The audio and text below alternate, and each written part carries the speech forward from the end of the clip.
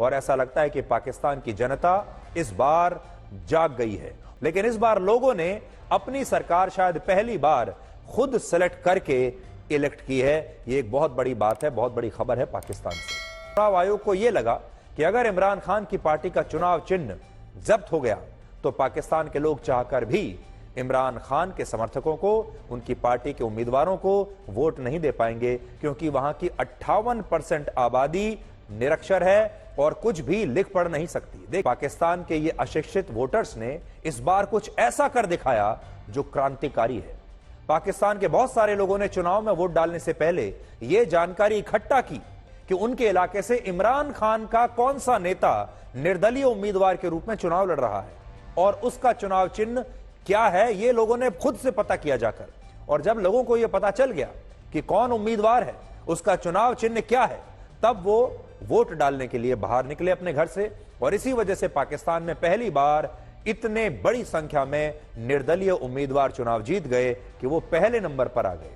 कि पाकिस्तान में इस बार किसी भी पार्टी को नेशनल असेंबली के चुनाव में बहुमत नहीं मिला है। अगर आप देखें, औपचारिक रूप से तो यह नहीं कहा जा सकता, लेकिन अनौपचारिक रूप से अगर आप हमसे पूछें तो इमरान खान इस समय लीड कर रहे हैं। इसके अलावा पाकिस्तान में वोटिंग के दौरान मोबाइल सेवा और इंटरनेट सेवा बंद कर दी गई थी ताकि इमरान खान के पक्ष में होने वाली वोटिंग को रोका जा सके। लेकिन इसके खिलाफ भी लोगों ने वोट डालने के लिए वो तरीका अपनाया जो मोबाइल फोन आने से पहले लोग चुनावों में अपनाया करते थे। और इस बार भी पाकिस्तान के लोगों ने ठीक वैसा ही किया। वर्ड ऑफ माउथ, लोग एक दूसरे के घर गए, उन्होंने एक दूसरे को बताया कि उनके इलाके से कौन सा उम्मीदवार इमरान खान की पार्टी का निर्दलीय उम्मीदवार है और यह भी बताया कि उसका चुनाव चिन्ह क्या है। सोचिए, आज के जमाने में यह कितनी बड़ी बात है कि पाकिस्तान के करोड़ों लोगों ने निरक्षर होते हुए भी चुनावों में इतना बड़ा फैसला किया और इतना बड़ा खेल कर दिया। अब तक नेशनल असेंबली की 265 सीटों में से 223 सीटों के नतीजे घोषित हो चुके हैं और इससे यह पता चलता है कि लोकतंत्र में आम लोगों की ताकत को कभी भी कम करके नहीं आंकना चाहिए। सबसे ज्यादा 90 सीटें निर्दलीय उम्मीदवारों ने जीती हैं। देखिए, यह भी एक अजीब सा चुनाव है। शायद पाकिस्तान ऐसा पहला देश होगा जहां पहले नंबर पर निर्दलीय उम्मीदवार है और ये सभी निर्दलीय उम्मीदवार इमरान खान की पार्टी पाकिस्तान तहरीक-ए-इंसाफ के ही उम्मीदवार हैं, जिन्होंने पार्टी का चुनाव चिन्ह जब्त होने के बाद बतौर निर्दलीय उम्मीदवार चुनाव लड़ा था, क्योंकि उनके पास और कोई रास्ता ही नहीं बचा था। सरकार ने इमरान खान की पार्टी जो है छीन ली थी, उसका चुनाव चिन्ह भी ले लिया था। इसलिए उनके जितने भी उम्मीदवार थे वो इंडिपेंडेंट निर्दलीय उम्मीदवार के तौर पर चुनाव लड़े और जीत भी गए। और इन पार्टियों में कौन कौन है देखिए, इनमें सबसे बड़ा नाम है नवाज शरीफ का, और नवाज शरीफ की पार्टी पाकिस्तान मुस्लिम लीग नवाज, उसे 64 सीटें मिल रही हैं, वो दूसरे नंबर पर है। बिलावल भुट्टो की पाकिस्तान पीपल्स पार्टी को अब तक 50 सीटें मिली हैं और वो तीसरे नंबर पर है।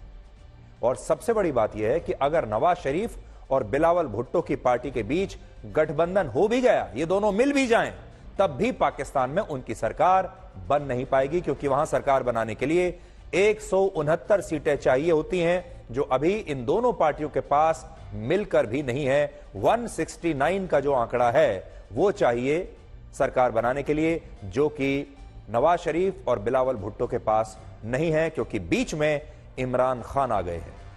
पाकिस्तान की नेशनल असेंबली में कुल मिलाकर 336 सीटें हैं, जिनमें 266 सीटों पर डायरेक्ट चुनाव होता है और बाकी की 70 सीटों पर इनडायरेक्ट चुनाव होता है। लोगों का कहना है कि चुनाव में जिस हिसाब से वोटिंग हुई, उस हिसाब से 266 में से 250 सीटों पर इमरान खान के समर्थक उम्मीदवारों को जीत मिलनी चाहिए थी। तो पाकिस्तान के लोगों ने तो पूरी शिद्दत से, पूरी ईमानदारी से इस बार अपना फर्ज निभाया और वोट दिया, और उनका वोट था इमरान खान के लिए। नवाज शरीफ ने यह स्वीकार किया है कि उनकी पार्टी को बहुमत नहीं मिला है, इसलिए वो अब इमरान खान के निर्दलीय उम्मीदवारों से उनका समर्थन मांग रहे हैं। यानी इमरान खान के समर्थक उम्मीदवारों से प्रधानमंत्री बनने के लिए समर्थन की भीख अब उन्हें मांगनी पड़ेगी। सोचिए, नवाज शरीफ इतने वर्षों तक वनवास में रहे, चुनाव प्रचार वहां बैठकर करते रहे, उसके बाद उनका भाई प्रधानमंत्री बन गया। सब कुछ होते हुए भी वो बहुमत हासिल नहीं कर पाए। और उसका कारण यह है कि उनकी लोकप्रियता नहीं है। वो जनता में लोकप्रिय नहीं है, सरकार में लोकप्रिय होंगे लेकिन जनता के बीच लोकप्रिय नहीं है, क्योंकि जनता की पहली पसंद है इमरान खान। इमरान खान ने जेल में बैठे बैठे ही नवाज शरीफ को लोकप्रियता के इस चुनाव में हरा दिया है। अब देखिए, नवाज शरीफ का चेहरा उतरा हुआ है, उनकी आवाज में बिल्कुल भी कॉन्फिडेंस दिखाई नहीं दे रहा।